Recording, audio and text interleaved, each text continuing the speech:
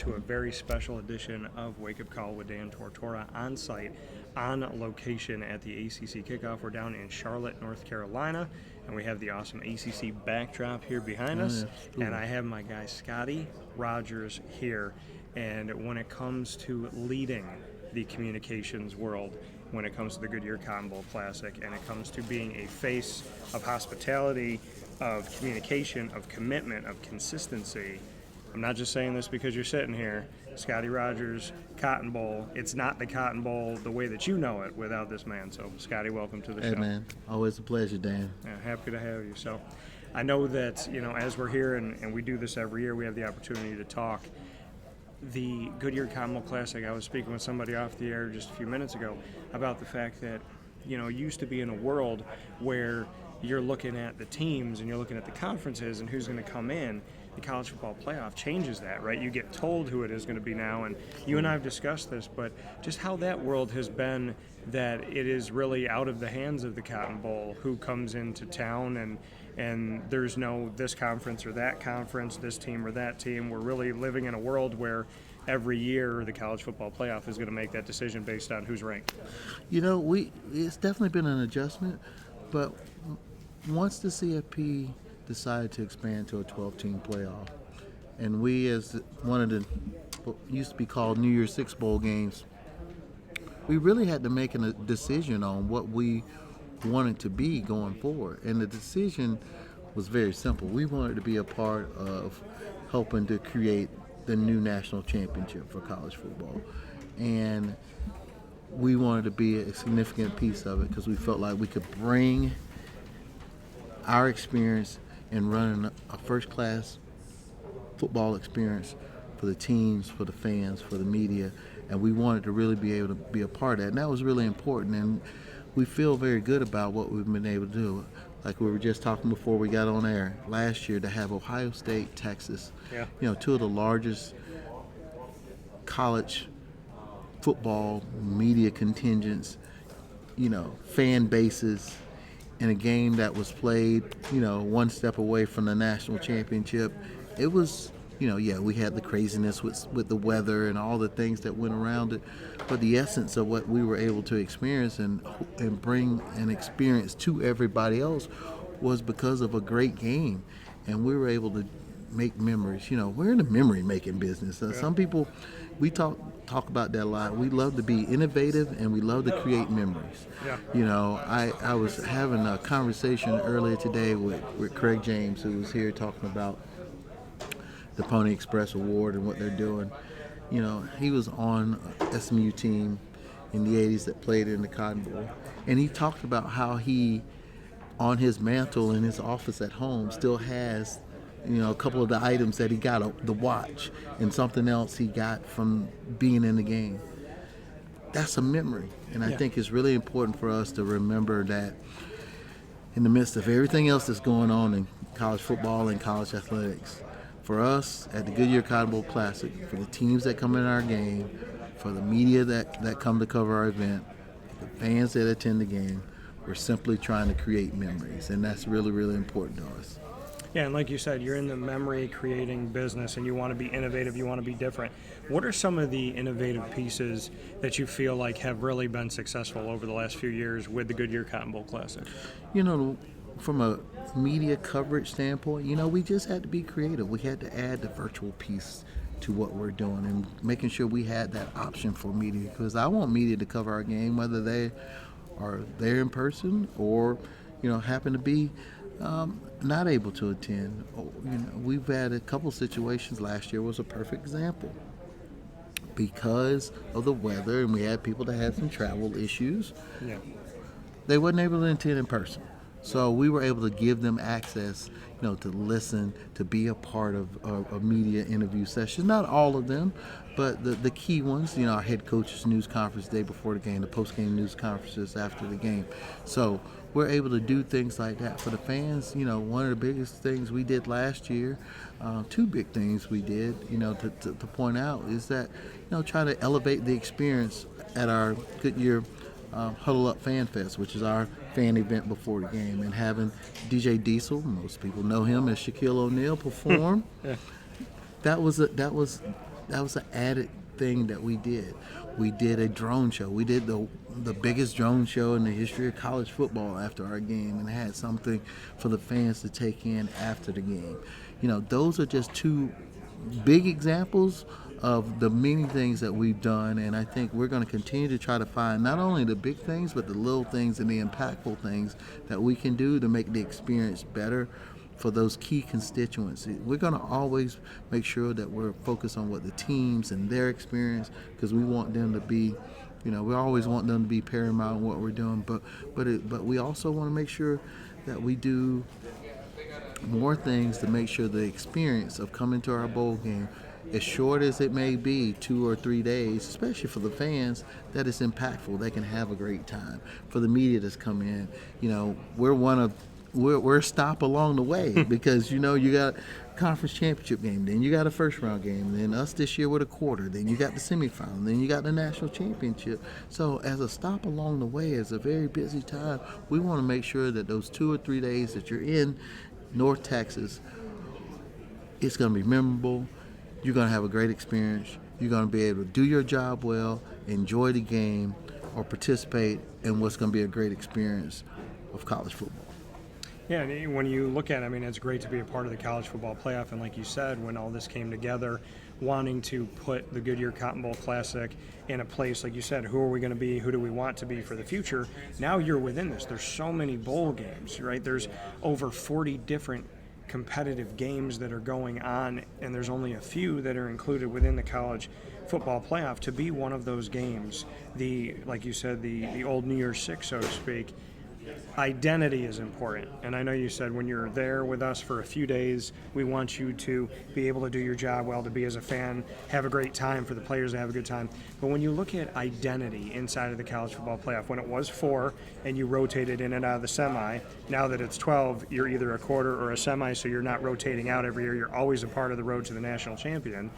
But for you, the identity of the Goodyear Cotton Bowl Classic, what does that continue to be? How do you keep your essence when you are now a part of a format and a part of a bracket?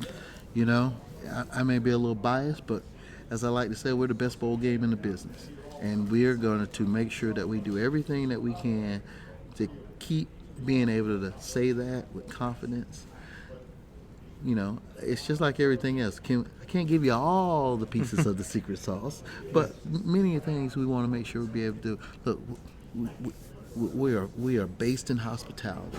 We want to make sure that everybody that touches our game have a great experience. They feel like that they are a part of the Cotton Bowl family. We talked about that. We just had our Hall of Fame back in May, and I had the unique experience of picking up Bo Jackson from the airport, and we talked about the Cotton Bowl family. It just so happened on the ride back from the airport to the hotel, we were able to take him by. We just happened to be passing by Mercy Street, which is a nonprofit in the Dallas area that several years ago our foundation, which is connected to our bowl game, separate 501c3. That we were able to give them money to help them build a field. And it was cool to be able to show Bo that, he's coming in for a Hall of Fame and he played in our game. He had a great experience playing in our game, even though his team lost. Yeah. But be able to show that, by you playing in this game all those years ago and our bowl game evolving, we were able to do something in the community. And it was just a minor way of showing that your impact of being in the game as a Heisman Trophy winner, having that great game that you had, even though it was lost, it was so impactful. So all those years later, we're able to do something because we're able to build something and do that. And that's the separator. We just posted today on social media, our bowl game with the other 6 bowl games in the state of Texas are going to collaborate on doing a donation to the communities that are affected by the flooding in the Texas Hill Country. We're still working out the specifics of the details behind that, but we were able to make that commitment very quickly that we were going to do something. That's the separator. That's what makes us unique. And it's not necessarily everything about what's inside the bowl game, what you see inside the stadium, which we absolutely want to continue to evolve and enhance and do great things. And we got some things that we're working on for this year's game that hopefully will help us elevate. But it's not just about, I try to say this a lot, and you and I have talked about this. Yes, our bowl game is one day. Yes, our bowl week is just a few days. But we are a 365 entity that is in the North Texas community. Yeah. And we try to do things throughout the course of the year that the Goodyear Cotton Bowl Classic allows us to do because of the success of the game. And we can be able to turn some of the lovely rewards that we get from that into impact in community. And that's what, to me, makes us different and makes us separated from everybody else. Well, you talked about giving back to Texas and giving back to the community, affected so deeply by the flooding. My connection in any way, shape, or form to it was, getting that first news of there's a bunch of people. I think it was at the time it was 40 people are dead. We have 20 some odd campers that are missing, and all these things. I mean, just an incredibly horrible, sad moment for Texas, for this country, for this world, for God's kids.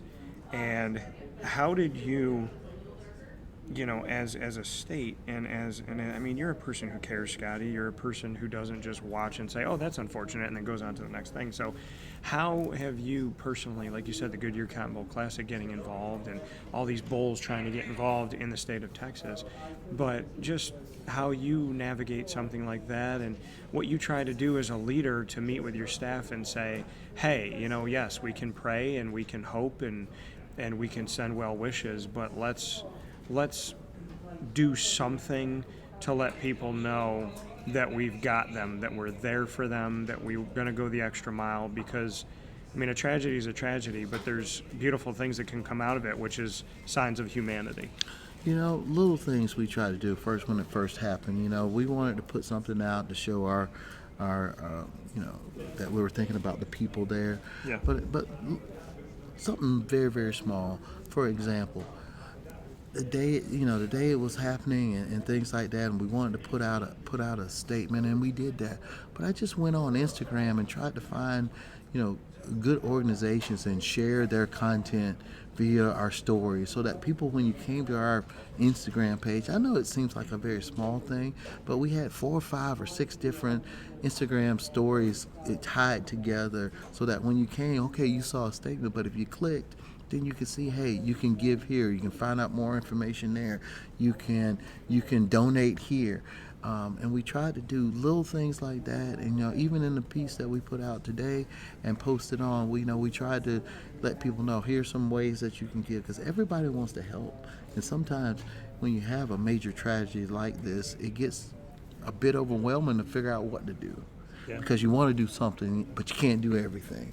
So you try to maybe help guide people toward the way where they can do those 1 or 2 things that they can do to help, because it's going to take a lot of communities, it's going to take a lot of people to help recover from this tragedy, and all we can do is try to do our part to be helpful. And I just think it's very cool that right after this happened, while there's so much negativity about a tragedy, the shining piece in it is that the conversation started very quickly for the bowls to figure out in the state of Texas how to collaborate and how to do something together. That's just being good people and good good soldiers in the journey and the battle of life. And I think it's really important that we do what we can when we can. We always can't do everything that we want to do, but at least you find something, yeah, and you try to do something. And I think that's the number one thing, and that's where we've kind of settled on. And I'm proud of that, because I like how we don't hesitate when it comes to those types of situations. We hate to have to give to tragic situations, but when they do happen, we're more than willing to step up. Well, and for you, I mean, to have all of these bowls working together. You know what I mean? There's different people, there's different leaders, there's different people in their departments and whatnot. And for you all to say like, hey, it's not about my bowl. It's not about putting a spotlight here. It's not about we're the bowl that's going to do this. We're the bowl. I mean, to know that well, first and foremost, how did it happen? How did the bowls all kind of come together and communicate? And then secondly, what was it like to experience all of these bowls saying like, we're not going to individually do this, we're going to do this collectively? You know, it was just a conversation. It was just, you know, how do we make an impact? Because again, if you collaborate together, you can make a bigger impact. And that's just with anything you do in life.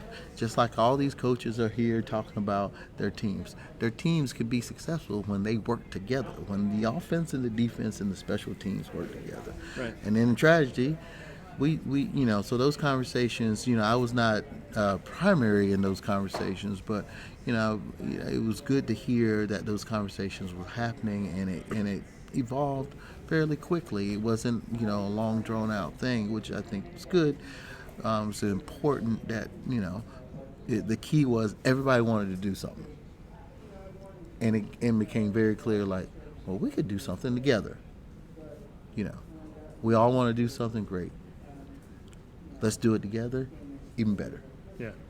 And I think that's just you know, we got good people, and you know, the bowl system, the bowl family, you know, whether it's the bowls in the state of Texas or everybody that's a part of bowl season, you know, we are in some ways people might think we're in competition with each other, but we really don't look at it that way, especially amongst the bowls. The six of us that are a part of the college football playoff, we try to look at it as that we try to combine together, because everybody's doing it a little differently in their communities, and we want to make sure that the whole is great, because if the whole is great, then we're all great.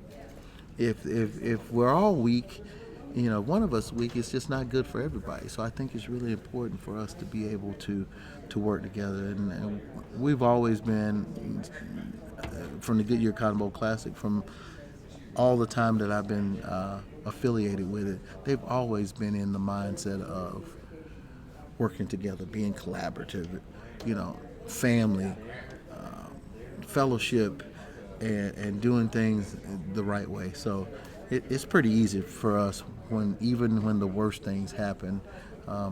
It's many times easier for us to find a way to be a part of, try to bring some positive, try to bring some hope to something that is that's happened.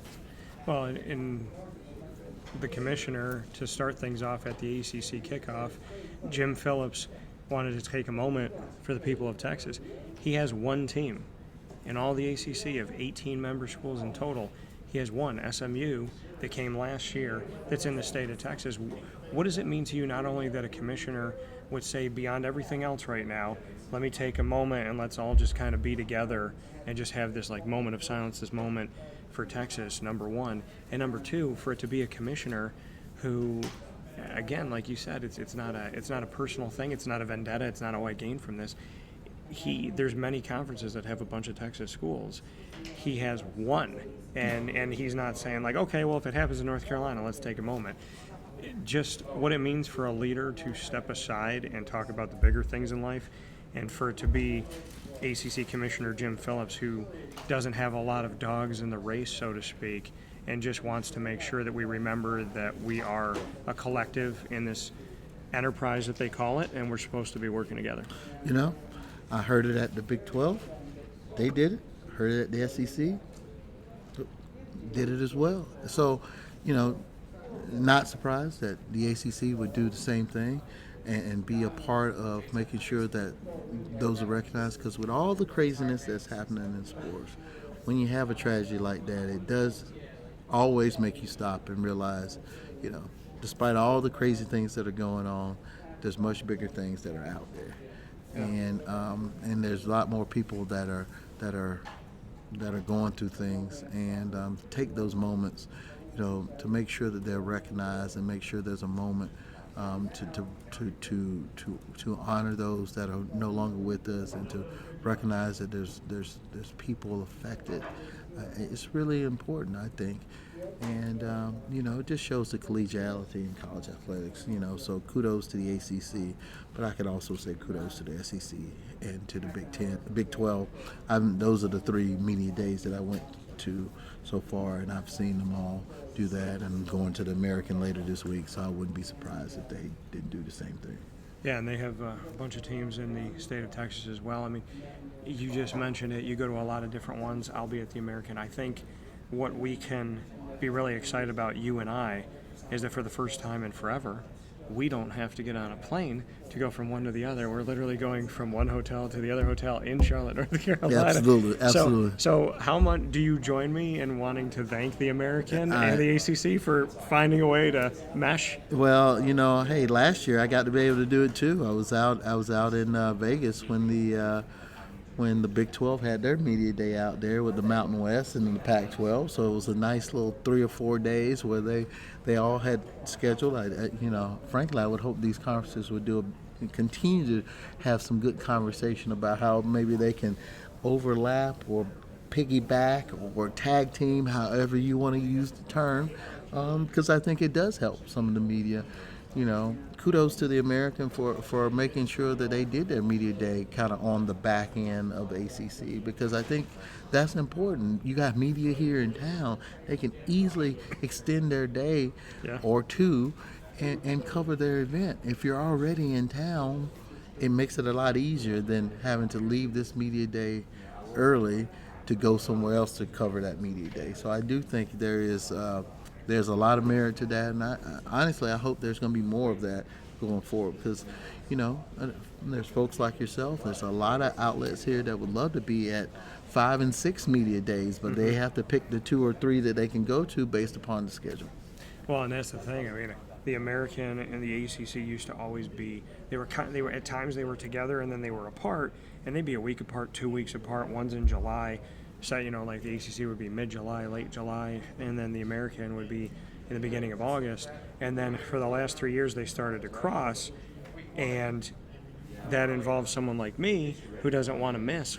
That's 31 teams between those two, and I don't want to miss any of the 31. And so now that Charlotte, the 24th, July 24th, there's an overlapping of that for the American and for the ACC. But at the same time, it's like, okay, well, if I'm going to miss a couple things here, then how can I make them up on the back end, or can I do them later because they're in the same place, as opposed to missing an entire day because I have to fly to Dallas. Absolutely. So I think someone like yourself and like you said, like me, we like to do as much as we can. This year you've experienced the Big 12, the SEC, the ACC. What can you say about, do you see a lot of similarities? Do you see stark differences? Because we're talking about what people call the Power Four. We know that legislatively, legally, they're called the autonomy group. But the Big 12's in it, the ACC's in it, the SEC's in it, and the Big 10. You've experienced 3/4 of that. What does the autonomy group look like? Do they look similar or different at Media Day? I think a little of both. Okay. It's a little both. There's a little similarities in some ways. There's a little different in other ways. One of the big things that all these media days do now, which is really important to the conferences, is their content collection that they do. The things that they do away from the main interview rooms, where they go into whether they have a photo room or a social room or a couple of different creative rooms. They do a lot of fun things. You see some of that on social during the actual event, but many times they collect a lot of content that they use. There's things that people will collect here over their media days in July. They may not see the light of day until October, November, December, because it's important, because you have the head coaches and you have the top student athletes coming in. Some cases you may have an athletic director that's here, or you may have, I know many of the media days bring in their SAC, their Student Athlete Advisory Committee, is a part of this, and many of those student athletes are not football student athletes, and they come here and it's an opportunity for them to connect and engage and do things, whether it's in community, meet with the commissioner, talk about issues in the conference. There's other things that happen at these media days that I think that are really important to the operation of a conference office. I was fortunate enough to work at 3 different conference offices in my career, so I've operated media days from that side of it. I've been to a bunch of media days as an attendee like we are right now. And I think it's important for them because these 3 or 4 days, in some cases, the Big 12 was 2 days, SEC is 4 days like this one, American's going to be 2 days. It's important for them because this is a great time to celebrate the conference, not just the football side of the conference, the entirety of the conference in many ways. Have some conversations with leaders within the conference. I'm sure the commissioner is not only doing the interviews and the things he's doing, but I'm sure he's having some important strategic meetings with individuals or groups like the Student Athlete Advisory Group that's here to meet with them because it's just a great time to do it. July 1 in many ways is the start of the academic year for a lot of schools. So now everybody's transitioning to 25, 26 and really looking forward. The door, so to speak, is closed on 24, 25, and for some of these schools, their student athletes are coming back for their fall camps this week or next week, and it's amazing to think about that in the world of college sports. It seems like this past year just ended, and they're already reporting back, and here and in some cases 3 weeks. Some people are going to be hosting contests, in whether it's soccer or volleyball or some sports like that, and some of their fall sports, they're going to be already getting that going, and definitely by the end of August they're going to be in full swing. Of course, with college football. Yeah, and to look at, like you said, how quickly things go, and the fact that the Goodyear Cotton Bowl Classic is a 365-day a year planning, just putting everything together, and that people have to understand and really, see that and envision that. Like you said, with the ACC, with Commissioner Phillips, he's a 365-day, 367-day, I should probably call it, commissioner, and he's constantly working on all of these different pieces and components and trying to make sure that things are being carried out well. You and I have spoken about the fact that college football, collegiate athletics, the model, I tell people that the haves are still the haves, the have-nots are still the have-nots. We just made the model more expensive, but we haven't really changed the haves from the have-nots. What are your thoughts on that? The fact that those that were getting the better recruits, those that were getting more exposure on television, they are now the ones that could afford to spend more NIL money. They are the ones that continue to be in the college football playoff and be out there. But now the model has essentially become more expensive, but it hasn't created competitive equality. It hasn't evened the playing field. If anything, to me, we've had a model where your haves are here, your have-nots are here, and then there's that moat. And now instead of it being a moat, it became a river. Now it's become an ocean. And I'd love to get your thoughts on if you see it that way. College athletics is in probably the biggest transitional period in modern history. No one knows exactly what's going to happen. I don't think there's a person out there. There's some really, really smart people that are in the top leadership positions in this country as it relates to college athletics. At this moment right now today, I don't think there's one person that's got the solution. And I think that's okay for now.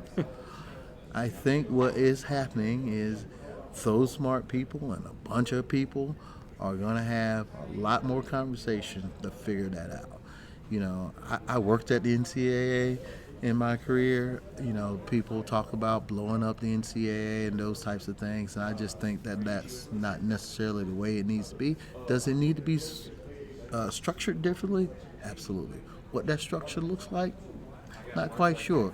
It seems there's some momentum and some conversations are going in some ways that maybe, federal legislation on some things, may have to be the way to bring some consistency across the board. That's the thing that's really some of the biggest issue. You got state laws that are one state versus the other state, but versus another state. They're all different. So how can you govern every conference have more teams across multiple states.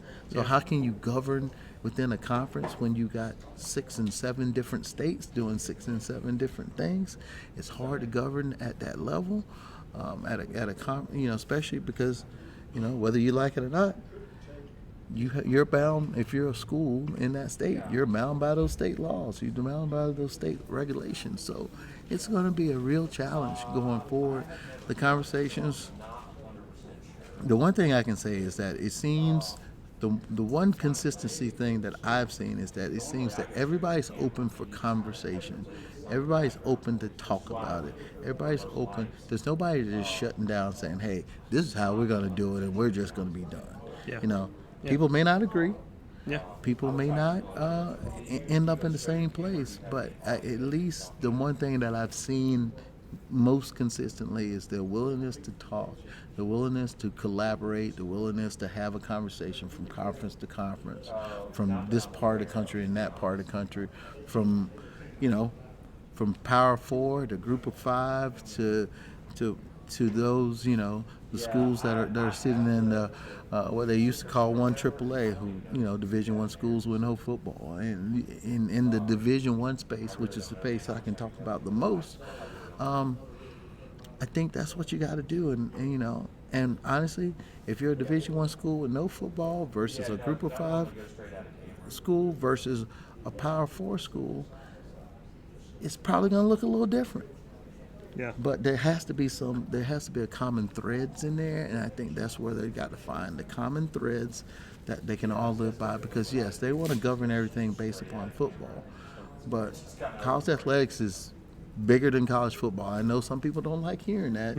That is true. But it's true. College athletics is bigger than college football, and I think when I put that hat on and that thought process, because I think that's where we got to, it's going to be figured out. And, when you sit in the college football space like we do at a bowl game, we're definitely not as engaged in those conversations and those things. So we're looking at it from a distance a little bit, but we're also looking at it because we know that the effects of those decisions will ultimately affect college football, which will ultimately affect what we do in the bowl system and as a part of the college football playoff. The CSC, the College Sports Commission, essentially there's been the conversation of, do we need a commissioner of football? Do we need it to separate itself? Do you see that happening? Do you see a commissioner of college football and essentially a breakaway where it is its own entity because it's become so big, because there's so much money within it? And then if that happens, then to follow that up, outside of college basketball, how do Olympic sports survive? That's the whole reason. To me, that's a part of the issue of the conversation. If you break football away, then are you going to go back and market correct everything else? Yeah. The answer I don't think the answer is yes. So then what are you gaining from breaking away? Yeah. So, because the breakaway is to get the rest of college sports back to what it's supposed to be, teams and conferences that maybe make more sense, those types of things. But beyond college football, basketball and everything else in Division I is built on having all those teams. Yeah. The beauty of the college basketball experience is because there are 300 plus teams, and especially for all the sports beyond that. So I don't know if you're gonna wave a magic wand, then you got about 3 or 4 things you would have to fix to actually get it to where you need. Okay, you want to separate college football? That's one thing. You want to market correct conferences? That's another thing. You want to put some parameters and controls in it? That's another thing. You want to have a commissioner overseeing football? That's another thing. I don't know if there's not the concept by itself, or saying that separating football or having a commissioner of football is not going to fix everything. And I think that's the one thing that, the way I see it, my own opinion, and I think it's something that is going to take time. And I don't know that it's an intriguing concept. Could it work? Yeah. But it could also not work. Yeah. Well, and you hear, ACC Commissioner Jim Phillips speak on the fact that he believes that this conference is now together, that the Clemson conversation and the Florida State conversation and maybe a Miami conversation, that this is a conference that has figured out what they needed to figure out, they've done what they needed to do, they've expanded their partnership with ESPN. Do you believe that it's done? Because you, as a bowl game, you're going to take the teams that you take, right? Realignment is not going to affect who comes in to see you in this bowl game. But at the same time, college football, you being a fan and you being wearing so many different hats in your history, you know that it looks so much different now. The Big Ten has 18 schools. It doesn't make sense to call itself the Big Ten. The Big 12 has 16. And there's a world where Clemson, Florida State, Notre Dame, Miami, if they went into an SEC Big Ten world, then maybe those two conferences could literally argue that we have every large logo that we need, and so we are on our own now. So, Yeah. I mean, how do you view it? I mean, hearing the commissioner say, hey, I think that we're in a good place right now. I think that we figured this out, where there's a lot of people that are speculating that this isn't done, that the rumblings aren't going to stop, and that it's kind of like when you have an upset stomach, you're just wondering, like, when are you going to run to the bathroom again, so to speak. Yeah, you know what? The one consistency that I've seen in college athletics in most recent years is change. Yeah. So to sit here and say that there's going to be no more change, it's probably unlikely. What change that's going to be, don't know. But I do think that is something that is going to be a part of it. And, I know what Commissioner Phillips said earlier today about, the stableness that he feels his conference has now, and that's going to put him in a better place to be what they want to be going forward. He has to have that hope. That's his job. He has to do that. He has to be in that position. He has to advocate for that because that's his job. Yeah. As the commissioner, as the leader of that conference.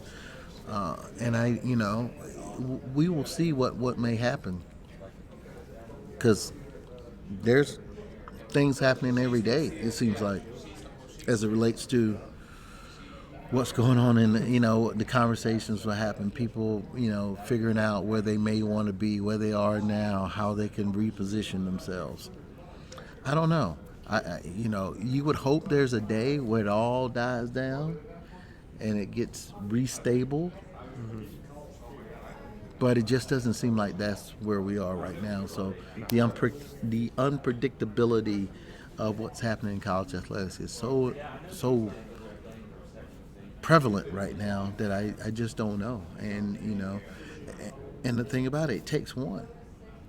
It takes one team to make that decision, and then the trickle down starts to happen. Oklahoma and Texas, going from the Big 12 to the SEC, affected teams in Division II that reclassified to Division I. Like, that's how vast that was.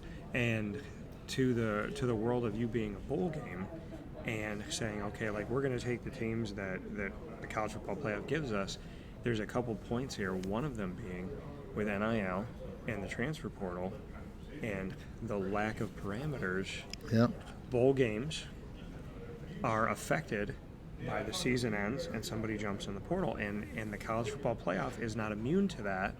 When Rhett Lashley and I have spent a lot of time together, the head coach of SMU, and people are saying, well, Kevin Jennings is struggling in the first round of the college football playoff. I was at the game at Penn State, and they said, okay, well, just bring in Preston Stone. Well, you can't, because he's in the portal. And he's not going to risk his future. He's not going to be at SMU for this one game or a quarter or whatever it may be. So do we need to do something in the transfer portal world and in the NIL space of the fact that people are being lured in by money? It was never supposed to be, come into the portal, we'll pay you. It was supposed to, once you're in the portal and you make a decision and then you commit and you sign, now we can pay you. But do we have to stop allowing transfers and allowing these decisions to be made before a season is done? I mean, do we say the season ends after the College Football Playoff National Championship and that's when you can transfer? Because bowl games are getting affected by people sitting out, people transferring, people trying to negotiate money deals. They're jockeying schools against each other, and you're not immune at the Cotton Bowl and nobody else is. People say, well, if they're playing for a national championship, they'll stay. That's not true. I mean, we're living in a world right now where the regular season ends and my team could be playing for a national championship, and I decide in the quarterfinal that I'm sitting out and I'm your starting quarterback, and good luck to you, but so here you are preparing as the Goodyear Cotton Bowl Classic, and you find out that one of the nation's top 5 quarterbacks and NFL prospects is not going to be in your game. And that's just something we have to deal with. Those decisions about NIL and the transfer portal and change those are well above my pay grade. So and it's well outside of the purview of us at a bowl game. We just have to deal with the ramifications of those decisions. The hope is there's going to be some adjustments to the schedule, to the flow, so that it makes more sense to the flow of the schedule and the season. But again, that's where the smart people that are out there, that are living this day to day, that are at the schools, that are at the conference level, that are working at the national office in Indianapolis, the combination of them can come together and really look at this in a way that is holistically going to be for the benefit of the sport and the student athlete. Because it seems like to me the talk about always being for the betterment of the student athlete, sometimes it's words, and they're not matched with actions and decisions. Right. And I think that's where it's got to get back to. It's got to get back to, not that it's gotten so far away. Well, I shouldn't say get back to. That's got to continue to be the focus. It's got to be continue to made paramount. And if it's done that way, then I feel like we can get to some schedule, flow, decisions, parameters, policies, procedures that make some more sense for the sport of football. Again, you got to make some decisions on the calendar that make sense for the sport of football. You may have to make similar tweaks. You might have to make tweaks so that it makes sense for college basketball, because the schedule is different. So there's not one size fit all when it comes to this. I think you got to find the one size fit all is the concept. The execution may have to look different. Yeah. But the essence has to be consistent, because we're supposed to be treating football student athletes the way we treat basketball student athletes, the way we treat gymnasts, the way we treat softball players, the way we treat baseball players. The whole thing is supposed to be about something that has a similarity in the way that it is governed and cared for and monitored and set up. But the execution has to be different, because those sports have different seasons, they have different flows, they have different needs as a part of that, and how you can do that in a way that makes some sense is where folks got to really, get down to the nitty-gritty and come up with those decisions and adjustments and changes. Yeah, I think essentially, like you said, every sports schedule is different. There's winter, there's winter sports, there's fall sports, there's spring sports. I think that the essence of it should be what I call PAP, portal after postseason. So once that last game is played, that last championship is played, you're free to do what you got to do, but it's going to be at different times in a calendar year depending on the sport itself. Now, SMU head coach Rhett Lashley stood here at ACC kickoff and said 16. He wants the college football playoff to expand. We're at 12, and when I was at the championship game, I think it was even before the championship game, I think being at the semi at the Cotton Bowl, there was this essence of, hey, we're fluid. As much as we have a plan, we're always talking about, are we going to keep it at 12? Are we going to move it to 14 or 16? He says 16. you know that these 6 bowl games are within it. The Goodyear Cotton Bowl Classic is one of them. How do you look at if you were to get notice from the college football playoff and they said, Scottie and the Goodyear Cotton Bowl Classic, we love you being in it. We want you to continue to be in it, but we are now going to move to 16. And now we're going to add 4 more teams. We're going to add 2 more bowls. We have to figure out who those bowls are. How do you look at that? Again, something that's out of your control, but would affect the model that you are within. Our philosophy has been pretty simple. We want to be a part of the process, and we are ready to be flexible and accommodating to do the things to make sure that we will execute at the highest level whatever we're asked to do to make sure it's a great experience as a part of the college football playoff. We talked about this because it happened. I think we showed. I say that because everybody, is starting to be a little bit further away, but while different, we showed that when we had to host the Rose Bowl game, and we were told that, just weeks before it actually happened. That tested our mettle, and I think we showed. I know we showed what we could do. When given just some time. We wasn't given a lot of time. When this adjustment happens, if it happens, we'll be ready to adjust as a part of it. That's what we want to be ready to do. That's what we are. That's how we're built. So, I may not speak for everybody on our side, but I'll say bring it. You want to give us something different to deal with it as a part of this? We're gonna be willing to sit there and reimagine, and adjust and innovate and elevate to have the level of experience that we're accustomed to having. We're about to have our 90th Cotton Bowl Classic coming up with our game this year. That's as we've said before, that is a CFP quarterfinal. So you don't have 90 games. 89 games. You don't get to a 90th game without making some adjustments along the way, and we're more than willing to do that. We've done it, and we're going to continue to do it to keep our game the way that we know it should be, because that's really important to us. Everybody wants a seat at the table.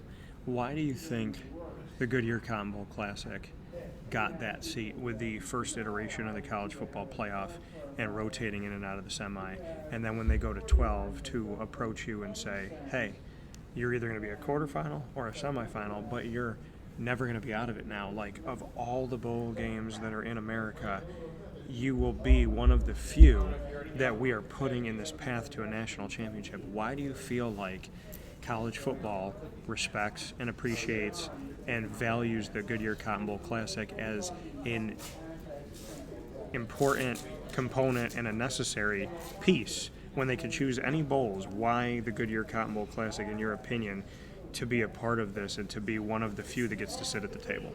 Well, it was one part of the history that we had. It was one part of the future that we were going to have at that time. Our bowl game moved to one, if not the greatest venue in the world to play our game, to then create an experience all around that for, again, the teams, the media, the fans.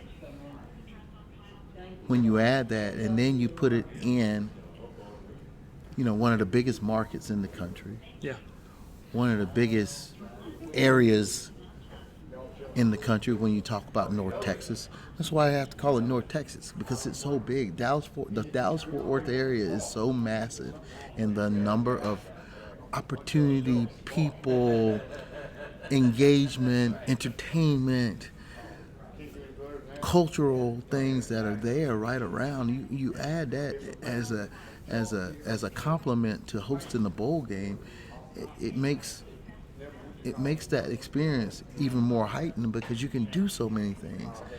When you come in our town or come into North Texas, for the bowl game, there's so many things that you can do to make sure that you have a great experience. Before, or after experiencing the game. I went on a JFK tour. You know, You know. there's so many things like that. I mean, if there's one, there's 1,000, and I don't say that as an exaggeration.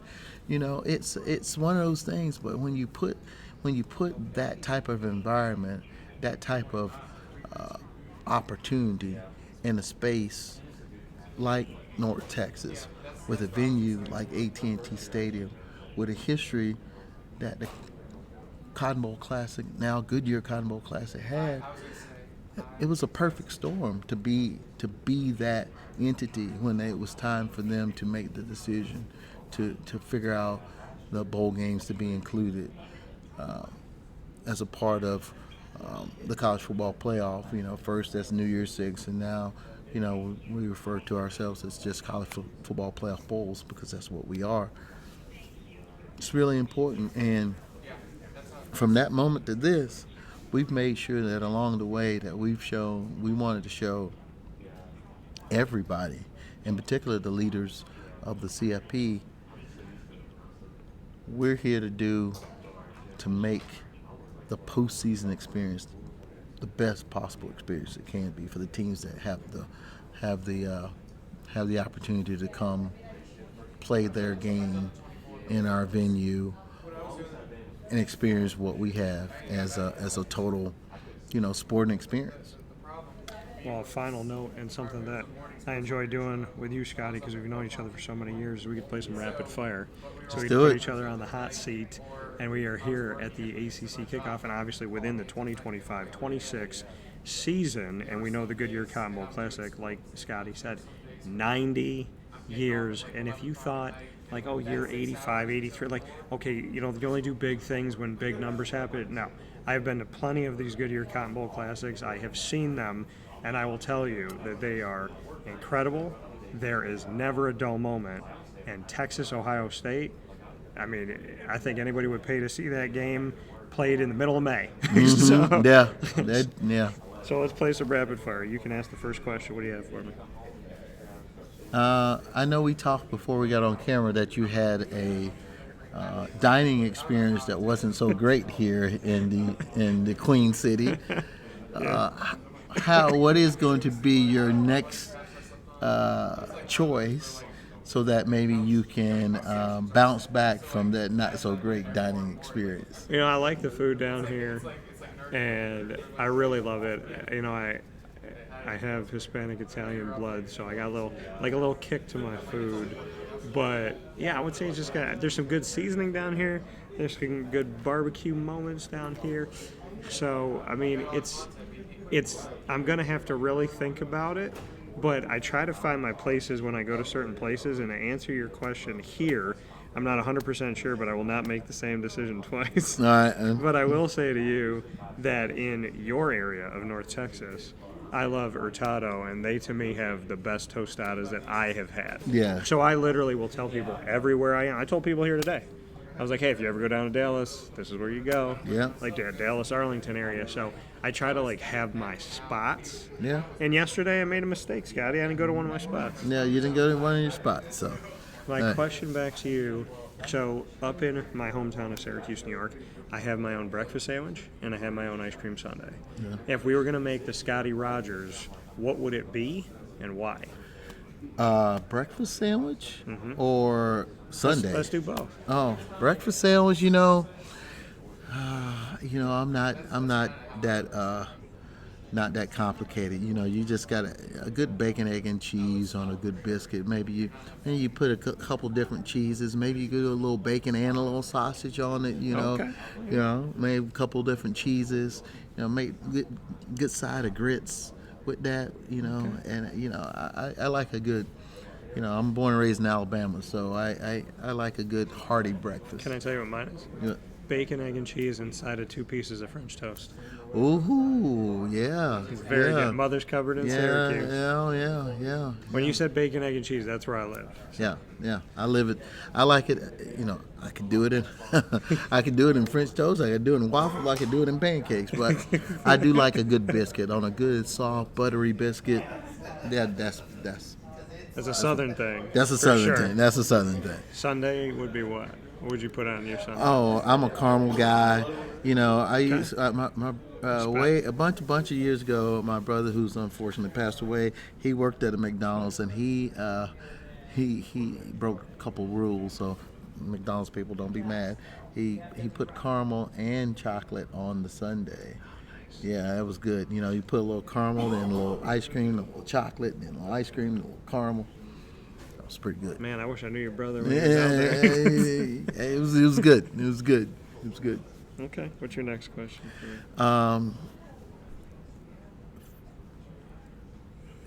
Next place or bucket list vacation place, or a place that you have at the top of your list that you want to go that you haven't been to yet, whenever you can take some time away. Well, Italy and Spain for my family have always been the two, but I just went to Italy, so Spain. And my family has told me from Spain, and they've watched and listened to the show, so I love y'all, and I can't even believe that, and I appreciate you more than you know. They told me, they said, you buy a flight, you don't need anything else. Your food, your hotel, or like your stay with us, so to speak. So like, you don't need to get hotel, you don't need to get food, you literally just have to get your butt over here. So I definitely would say Spain. Oh, very cool. My question back to you, favorite memory with your brother?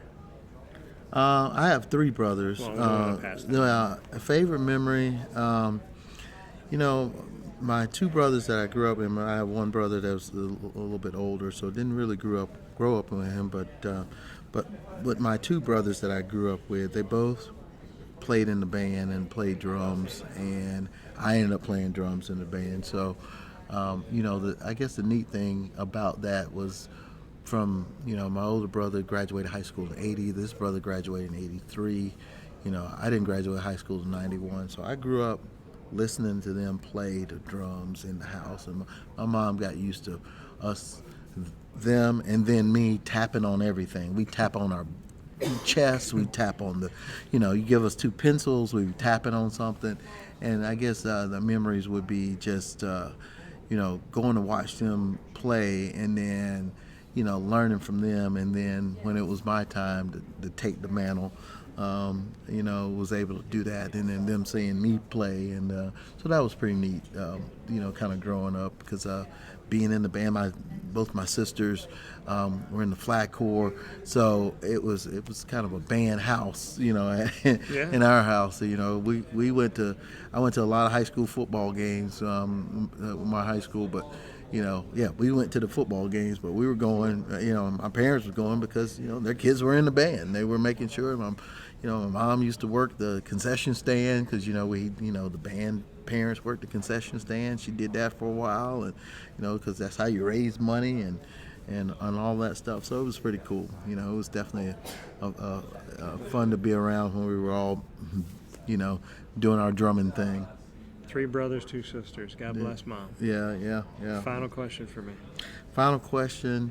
What are you excited for the upcoming season? College football, or everything else? You know, just building relationships. I mean, you and I aren't sitting here if we don't do that. And, you know, I mean, I met you years ago in passing, and you handed me your card, like you did with the gentleman here today. And, you know, you just have always been a nice person, someone who makes themselves available. You give people chances. You build new relationships. You're humble. And I think people like you, I mean, this is what makes my job so rewarding and amazing, is my world is so small, and in a good way. And so I would say to continue to build relationships, to continue to have really fun moments. And honestly, beyond the game, it's the handshakes, it's the hugs, it's the laughs, and it's the text messages, I would have to say. Yeah, that's great. My question back to you, Scottie. All right, well, if I decide to run for president someday, what part of my cabinet would you want to be on? And I'll be leading, you know, the College Sports Commission, of course.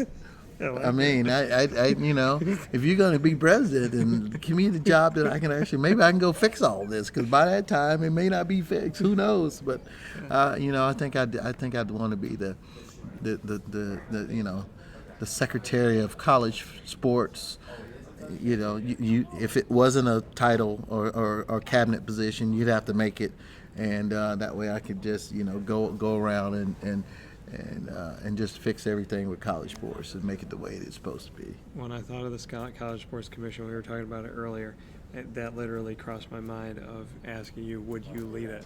So now that I know that you would, and I mean, how can I have a cabinet without having something sports related? And having you there, Scottie, is important. Well, I will say this though, Dan, I won't be cheap. So Okay. I'm not paying for it. Yeah, The government paying for it. you might have to call Fort Knox and ask him to make a few more extra dollars to pay for that position. I'll just grab one of the grenade launchers and I'll just put it right next to the Oval Office chair and be like, hey, do we have a deal or we got a deal? Yeah. Well, I'm bringing in Scottie. I'm putting another cabinet seat in here. Yeah. So you just let me know. Yeah. Just let me know when the zeros stop, so I know what I have to bring to them. Yeah. We'll have to do that negotiation off air. I don't think it's meant to be done fair enough. We need to do that at the negotiation table. Well, I actually said this. I was like, if I became president first day, I would literally, just because of me being curious, I'd be like, do aliens exist? And then if they said, Mr. President, what we need you to do is go into the Oval Office. We're going to give you a key, and you're going to put it into the third drawer, and then it's going to turn. It's going to drop down into something you need to reach for. I'm going to be like, I was kidding. I don't want to. I don't want to know. I don't want to know. I don't, because if I find out, then I would be like, I'd have to tell everybody. Yeah. How could you not? Yeah.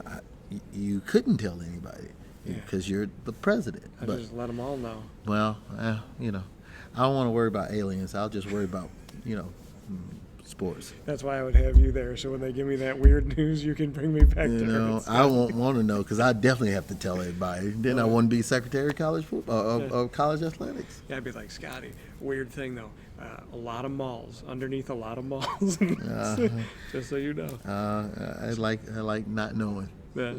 Scottie Rodgers here with us, the VP of Communications in the wonderful world of the Goodyear Cotton Bowl Classic. Myself, Dan Tortora of WakeUpCall. Scottie, as always, it's my pleasure, man. Fun time, as always. Appreciate talking with you. So, just so you know, college athletics, if you haven't figured it out, by the next time that him and I talk, we're just getting closer and closer to taking that job. Yeah. I need something to do as a retirement job. There you go. Secretary of college sports. I like it. Thank you, Scottie. As always, we'll talk with you all soon. Be safe. All right, man. Take care.